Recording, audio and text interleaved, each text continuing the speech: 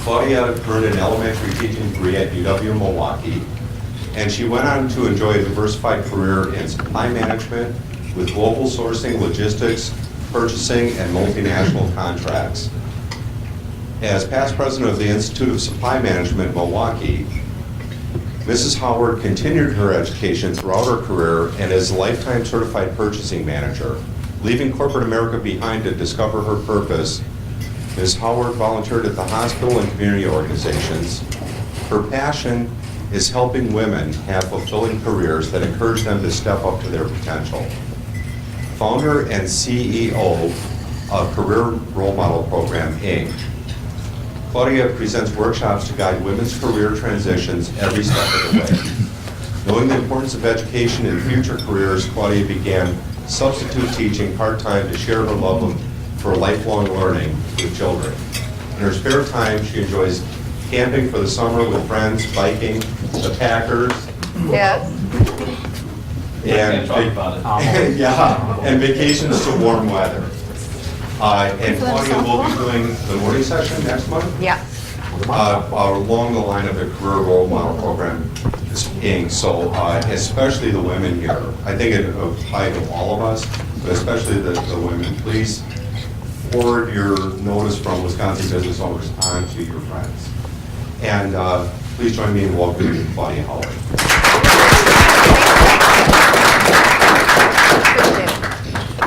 Good afternoon. Thank you for coming and seeing our topic of body language. Body language is our authentic conversation. Why is it so authentic? Is that body language conveys our unconscious, physical way of revealing our conscious, hidden thoughts. Put another way, while your words can be deceptive, your body language doesn't lie. How many times have you gotten ready and you're really, really tired, but you're going to give it your best? You want people to really think you're doing great, and invariably somebody walks up to you and says, "Oh, are you feeling okay today? You look a little tired." Or you're trying to look like you really are happy about something, and inside something's really bothering you, and a person will notice that. How many times have you thought, what is my customer saying? What are their messages being conveyed? Or your handshake and the expressions on your face. What do they say to other people? And most importantly, did you realize that by using your body language, you can be giving yourself a message that puts you in a new state of mind? Body language is so important because it is the majority of our communication. 7% of communication, by all the studies and research that's been done, is talking about the words that we use. And 38% are our tones, the inflections, our pauses. And the majority, 55%, give all of our messages by how we're sitting, standing, facial expressions, even pauses that we take. So 93% has you looking more at the person than just listening to them. Because if you see conflicting messages, that gives you a signal to try and find out a little bit more. To help us, we have 3 guiding principles. Baseline. The baseline is so that you know the person a little better. Maybe it's somebody you know, so you can see what they're like in a business setting, a personal setting, or kicking back watching a Packer game.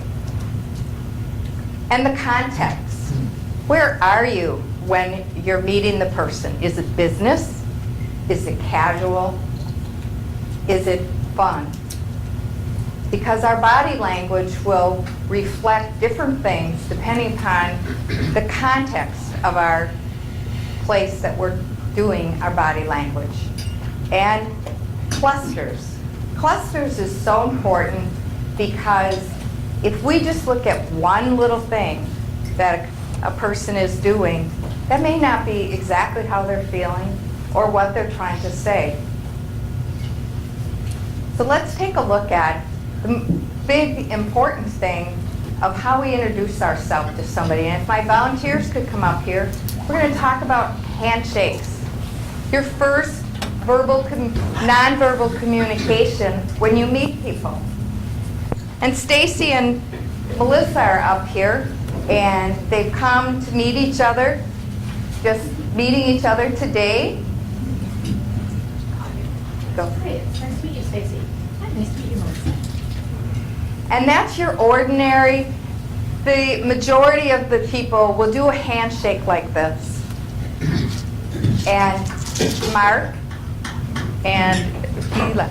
And Melissa. Okay, Mark and Melissa will look at a handshake. They know each other better, so they're going to do that. And you notice Mark's hand is on her arm a bit.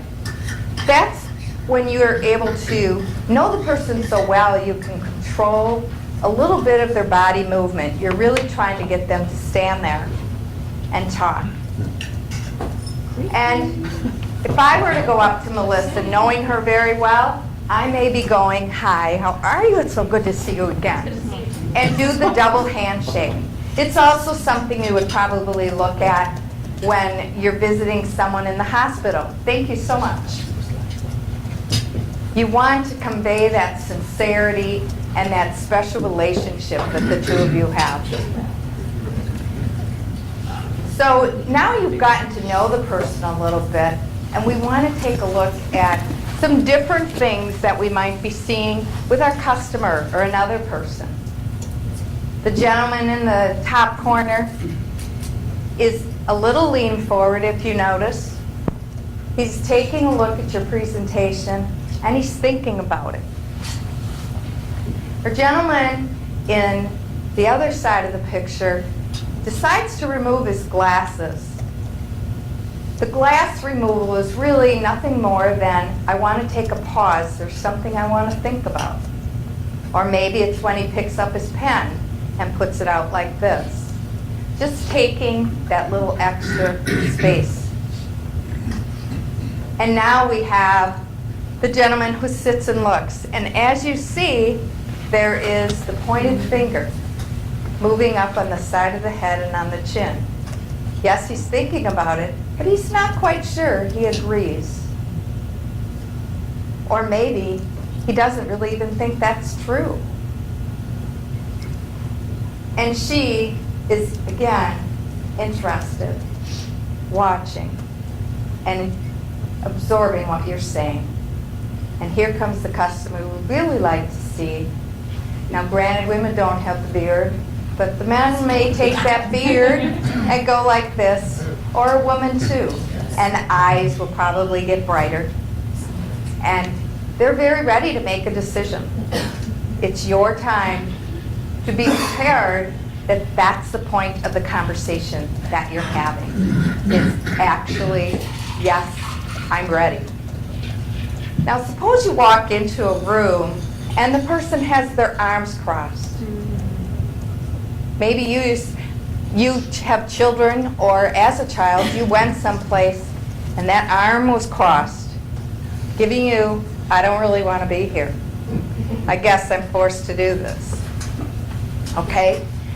But what if that arm crossing actually takes place as we're speaking with the person and we're talking, presenting something to them? It's not a, I don't want to be here anymore, guess what, I'm getting up to leave. It may just be a message to you to reopen their communication signals. Alan Pease, a body language expert, and also a salesman, a former salesman, gives us a great point in that when your customer is doing something like that, it's easy to open them with a pen. Hand them a pen, a piece of paper, a book. Or move the laptop for a minute and say, take a look at this. then they've changed from this position to a more open position.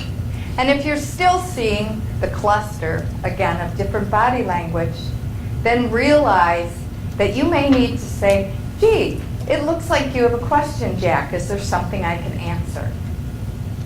That in itself, he believes, is responsible for quite a few of the sales he took, because he knew that that was a message that was being sent from their conscious hidden thoughts of, God, I'd like to say something, ask a question, understand this better. And now for using our own body language. Body language is so powerful that it's something that we can actually use ourselves and get ourselves prepared. Maybe we're going to an interview. Maybe we're giving a great big presentation, talking to a group of people. Amy Cuddy, one of the experts in research and psychology research for body language, shares a tremendous point of getting yourself in the zone and making yourself feel that confidence and that power. She suggests that you go to a quiet space, maybe a little corner in the room, or maybe the bathroom, and you give yourself yes, yes.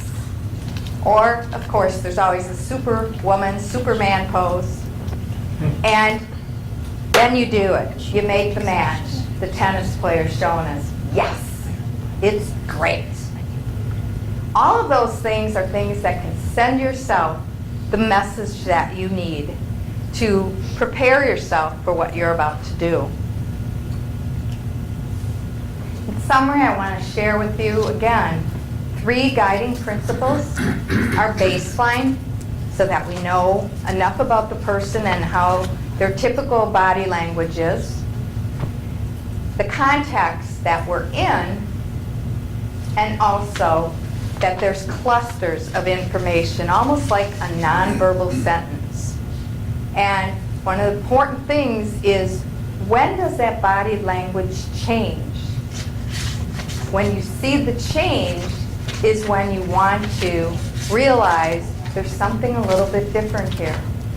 Maybe they need your help. Maybe you're out in public, and as you're looking around, your safety is violated as you see body language taking place. Joe Navarro, an expert from the FBI, actually foiled a crime in a store because he could see the communication between the 2 people and how they were going to shoplift, rob the place, because they were trying to be invisible. And our examples of body language, so that you get used to seeing different things. You're going to find that as you know body language, it's kind of like you're deciding to buy a new car. Suddenly you see those cars all over the street, and you didn't see that many of them before you looked. Because body language can be unseen, misinterpreted, or even misunderstood. And our body language can change for ourselves to get our frame of mind where we want to have it. Now I'd like to open it up to some questions. Yes? What is, excuse me, on that first slide that you had, 7%, 38%, 55%, those numbers are very different from what I studied Okay. when I was getting my master's in communications. So I'm curious to know your source. I'm wondering if they changed that radically since the time that I Okay. studied. It was the University of Pennsylvania, Albert Mehrabian. University of Pennsylvania. Albert Mehrabian. And I believe it may be on the handout that I'm going to give to you. Oh, all right. And on the handout, I'm also sharing some handshakes, global handshakes from around the world, and letting you see that body language, yes, it's universal, many signs, but there are cultural differences. And that could be a whole nother subject. Any other questions? Maggie? When you were doing your research, did you run across anything about feet or feet positioning Yes. and what that reveals? Yes. Can you share? Sure. Feet positioning If you're standing and you're pointing your feet at someone, you're directly making your contact with them. And if as you're talking, you change and you maybe cross your legs, pointing towards the door. You know, or you step back. There are many people who, yeah, maybe one of those messages, okay? But there are many people who may step back, and they're giving you the message that I need a little more space. I'm not comfortable that we're this close. So your feet will send off the message again, revealing those hidden thoughts of where you're comfortable and really where you want to be going to and thinking. Yes. In your research, did you find much about men and women when you're first networking and that face-to-face and when you're talking with men, how you should shift? It's Off to the side, is right. there much on that? I've read it and I Yeah. wondered how often, for me, I found I had to change when I work with someone and talk with them and meet them, I always have to step to the side after I introduce myself because they feel more comfortable when I'm standing side by side, shoulder to shoulder. okay. That may be a personal thing. I read it because I was having trouble connecting, Mm-hmm. and then I read it in one of the books with one of the authors said, but I didn't know, Okay. it was written back a ways, so I didn't know if that's still true. There is an incredible amount of information, and we should turn all of our younger children onto it so that they understand body language as you're getting to know people. And some people are very comfortable with women or with men. I had brothers, so I, of course, had more brothers and men around. But sometimes in like a Japanese culture, you want to be able to be aware of the fact that they have a different view of women in business and the authority or responsibilities that they have. There's an extreme amount of respect with the Japanese as to entering your office. When I was working with them, they would knock on the door before they would come, on the side of the wall before they would come in. Any other questions? Keith? Two quick comments. The second one I don't even comment on, had a question. I knew of a fellow in sales, he was a retired football player. Okay. He was huge. I mean, when he walked in the door, he covered the doorway. And he found that he so intimidated people that he made it a practice to drop something, to fumble around for a little bit, to get their help, so that it put them more at ease because he was just an imposing physical presence. Okay. That's an excellent thing. I'm glad you made that point. Somebody who wants to make somebody more comfortable. They're an extremely large person, they've got a stocky build of a football player. Dropping something on the floor shows that you're human, I'm not going to bite you, everything's okay. And that's a very good thing to do with somebody, because the more you can show how open you are, the smile on your face, and the leaning in shows how much more you want to engage. The second, I was in an independent sales force a long time ago, and there were some very attractive women in the sales force, and I was shocked to learn. One of them basically said she never, ever smiled in interviews with men that she was calling on because it was inordinately often taken as some kind of a come-on. And she's a very attractive woman. She dressed nicely but conservatively, and I just thought, what a way to go through your life. Right? You know, doing the same thing I do, but I'm always smiling and laughing. Yeah. Because you And are she coming. can't do that. Wow. I honestly have to say that as a woman, if somebody wouldn't let me smile, I would be more uncomfortable. In fact, I'd probably not be able to not smile. But that was her personal preference, her comfort level, Yeah, I well, believe. it's interesting, I mean, she had a teaching background, Uh-huh. and she basically nailed it down to, she treated these like handling kindergartners or first or second graders. This is what we're doing now, this is, and the whole, she conducted things as though she were in that kind of a situation. Another woman on the same sales force, very attractive, but very gregarious and outgoing. I mean, there were times that she just had to return.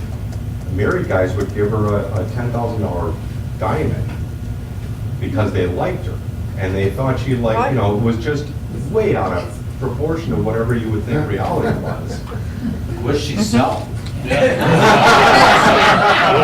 was she We good at? were selling direct Yeah. advertising, Thomas for American manufacturing. Right.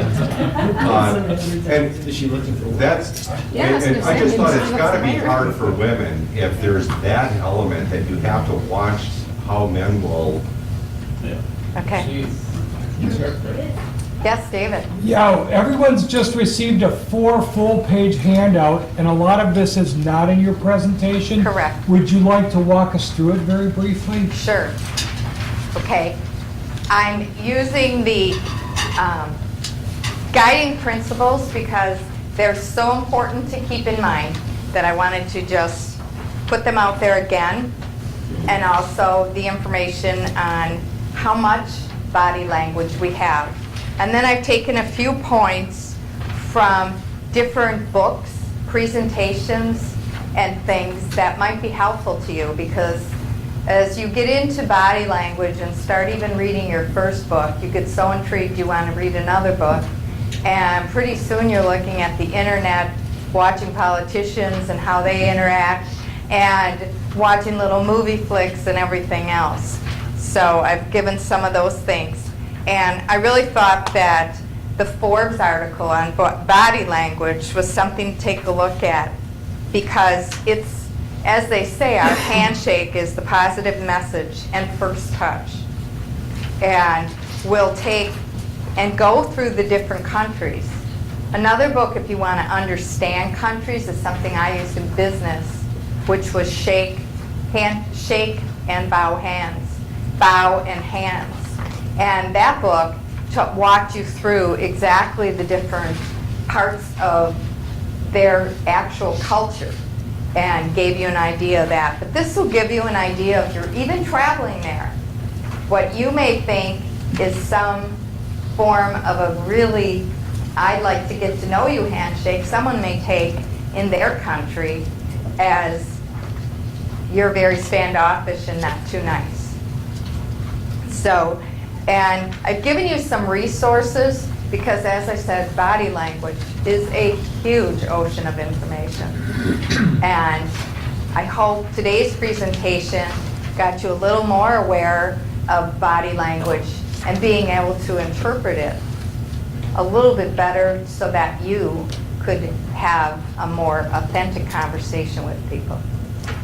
Any other questions? I had that last question, what about mirroring? It was something I think I did instinctively when I read books on body language decades ago. I consciously picked up on that. Yes. Mirroring is an excellent thing to do that creates the rapport. The thing you want to be sure of is as you're doing the similar body language of openness, leaning forward, different things like the person, that you're not forcing it or making it look like I'm mimicking you. Because that would be found as pretty offensive. And the person would get pretty uncomfortable. So make it natural that, you know, if they tilt their head, maybe you do. Maybe you do it in a different direction. But it's just adding that comfortability in it. And I'd like to remind everybody about February's workshop. I saw one more question, 1 second. Go ahead. Learning from a more extreme kind of a situation, like when a police officer has to read people, might be a good thing. So could you describe what they learned in their training? Okay.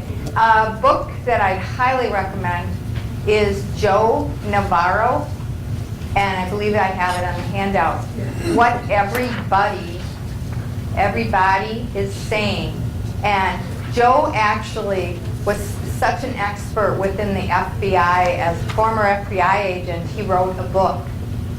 And that book explains the program that he actually ended up writing and teaching throughout his career so that the military, the FBI, the police departments could understand body language as it related to crime, people not being guilty. And it was interesting, one of the stories he said was actually that as the person kept professing they weren't there, they didn't do it, I didn't do it, the head ended up nodding. A couple times after we were talking, and he goes, like I said, body language doesn't lie. He could say, I didn't do it, I didn't murder her, as much as he wanted. And his unconscious way of showing it was, yes, I did. So, did that answer your question, Jeff? Let me see if that's Great. Okay, so February's workshop is a really great way to take a look at our careers, share our career stories, and the role models and mentors that have helped us along the way. Because if you read the newspapers and you have children in school and you see all the people who are being laid off, mentors and role models are so important for that person to realize that there's life after losing a job, and that college is extremely important to our young people today because of the direction of our country and our technology and how we're combining so much with science, technology, and engineering. And so I'd like to share a lot more about that in a workshop before, like the morning workshop that we had today. And I would look forward to having all of you there and letting you bring some more friends and other people to work with us. Thank you. Thank you.